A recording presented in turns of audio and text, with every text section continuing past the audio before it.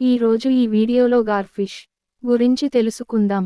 గార్ఫిష్, బెలోన్ దీనిని గార్పైక్, needle fish లేదా see needle అని కూడా పిలుస్తారు.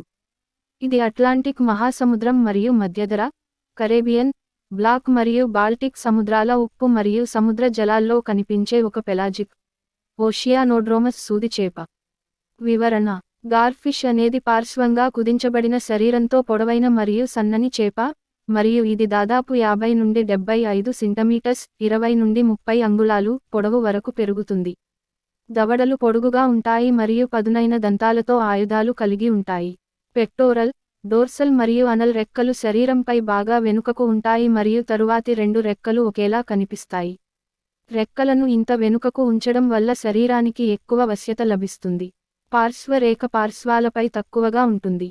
శరీరం యొక్క రంగు నీలం ఆకుపచ్చగా ఉంటుంది, వెండి బూడిద బొడ్డు మరియు ఎముకలు ఆకుపచ్చగా ఉంటాయి. గార్ఫిష్ అనేది పెలాజిక్ చేప, ఇవి నీటి ఉపరితలానికి దగ్గరగా నివసిస్తాయి. అవి చిన్న చేపలను తింటాయి మరియు మాకేరెల్ మాదిరిగానే వలస నమూనాను కలిగి ఉంటాయి, తరువాతిది గుడ్లు పెట్టడానికి కొద్దిసేపటి ముందు వస్తాయి. మాకేరెల్తో వాటి అనుబంధం, మాకేరెల్ గైడ్ మరియు మాకేరెల్ గార్డియన్ వంటి కొన్ని పాత సాధారణ పేర్లకు దారితీసింది. ప్రవర్తన: గార్ఫిష్ అనేవి పెలాజిక్ చేపలు, ఇవి నీటి ఉపరితలానికి దగ్గరగా నివసిస్తాయి.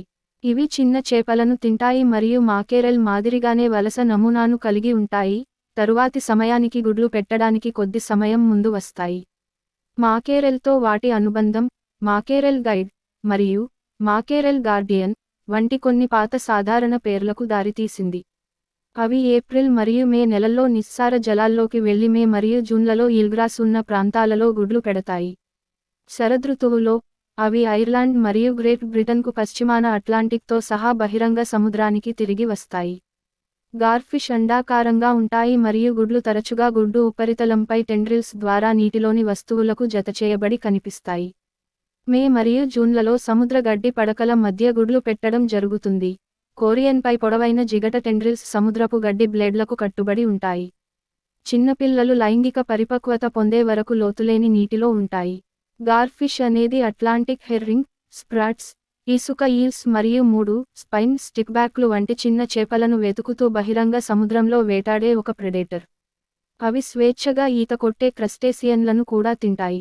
అవి తరచుగా తీరానికి సమీపంలో ఆహారం కోసం వెతుకుతాయి మరియు అలల ప్రవాహాలకు అంతరాయం కలిగించే సహజ లేదా మానవ నిర్మిత లక్షణాలలో మరియు చుట్టూ వేటాడతాయి. Please like, share and subscribe to my channel.